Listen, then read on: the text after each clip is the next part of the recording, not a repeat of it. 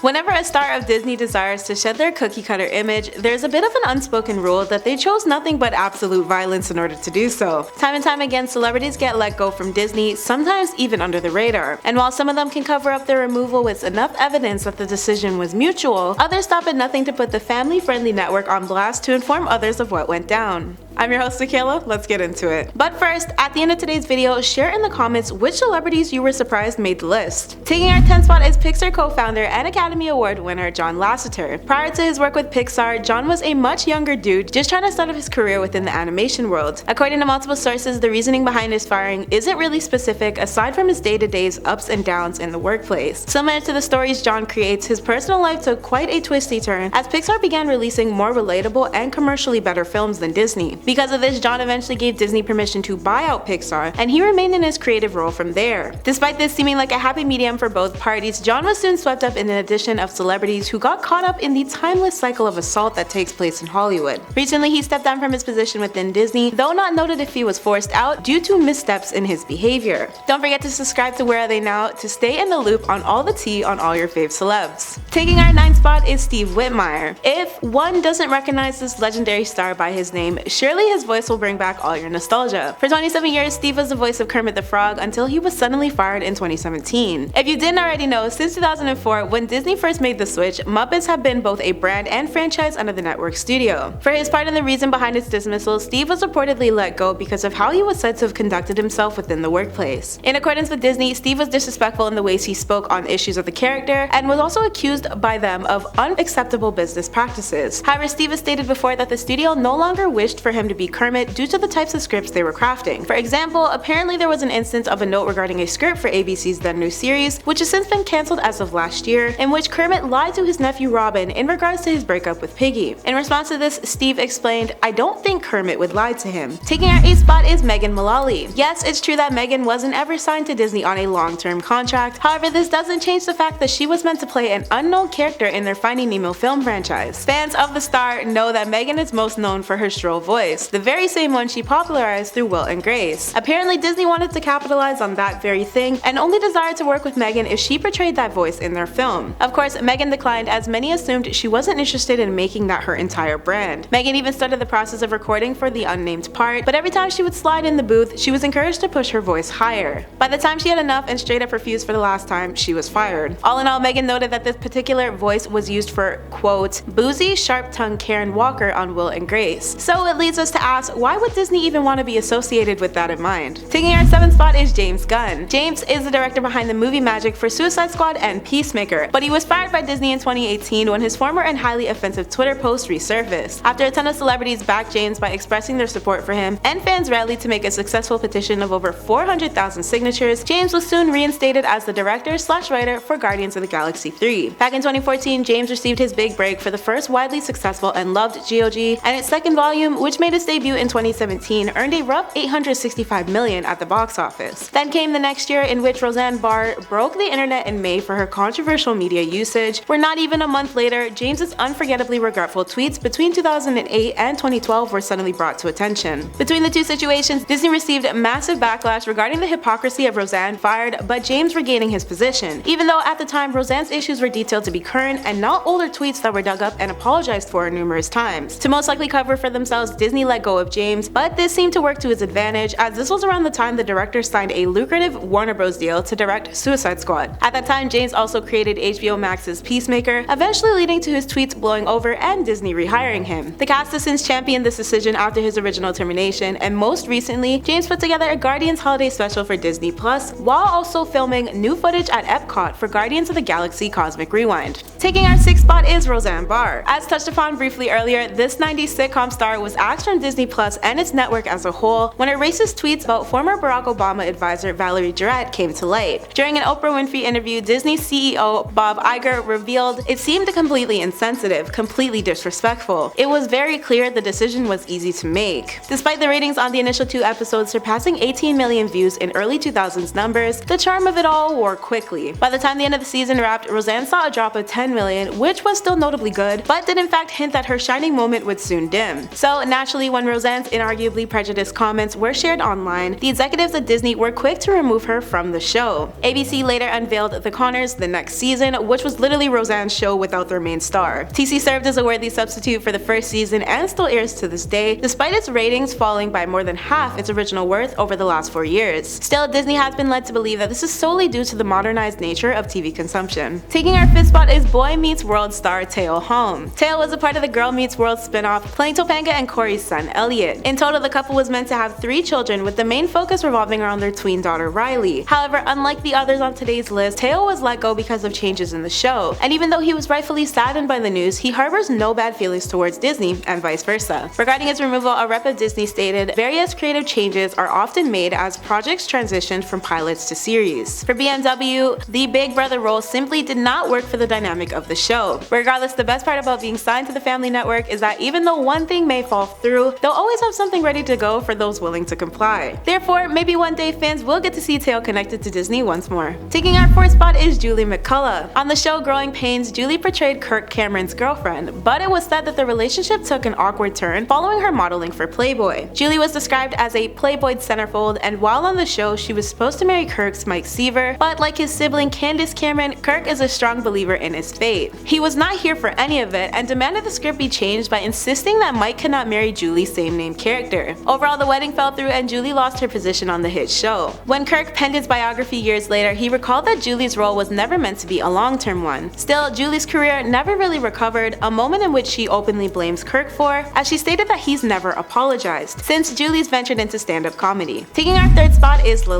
If you're like me and were ever a fan of Lizzie McGuire, you may have noticed that the last few episodes of the series were missing Lizzie and Gordon's bestie Miranda with zero explanation. Following this, the Lizzie McGuire movie dropped, and fans thought this was the perfect time to reunite the crew, only this time they mentioned Miranda was on a family vacation in Mexico, leading viewers to wonder where the actress disappeared to. Well, in case you never found out, some behind-the-scenes mess went down, which caused Elaine to lose her job in Lizzie McGuire's franchise. In 2008, the actress was detained for substance possession, and despite her being able to keep it on the DL for the most part, it soon spiraled when she continuously missed court dates. Eventually, there was a warrant out for her arrest, and she was pretty much forced to plead guilty due to all the time she messed up with the courts. Taking our 2nd spot is Tommy Kirk. Tommy served as one of Disney's first musketeers, with a starring part in the original Old Yeller. His highly successful career included parts in The Shaggy Doggy and The Swiss Family as well, but as he aged, he began blossoming into his own, and Disney was not here for it. Kirk came out as gay during a time that wasn't very inclusive, and as a result, Disney branded him as box office poison. Not only was he dismissed, but he was blacklisted as well. His fresh start included removing himself from his substance habit and ditching the showbiz. Now, Kirk is retired from a widely successful business in carpet and upholstery, and even made his Disney return through the reunion now that they're a lot more embraceful. Taking our 1st spot is Harlan Ellison. The famed sci-fi writer known for The Man from UNCLE and Star Trek was fired by Disney during his first day for reportedly making a joke that the company should create an animated adult film. The suggestion was during his starting workday under Disney Studios, only a few hours after his arrival. The incident was set to take place when he joined his fellow writers for lunch in the studio restaurant. It was here where he made the comment, proceeding to act out the parts while mimicking the studio's most beloved animated characters. Unbeknownst to Harlan, Roy Disney and the additional studio heads were seated nearby his table. According to Harlan, he returned to his office to find his name on his parking space whited out and a pink slip on his desk, later recounting the ordeal in his Stalking the Nightmare book as a 3rd part of the section titled The 3 Most Important Things in Life. That's been today's WATN. Thanks for watching, friends!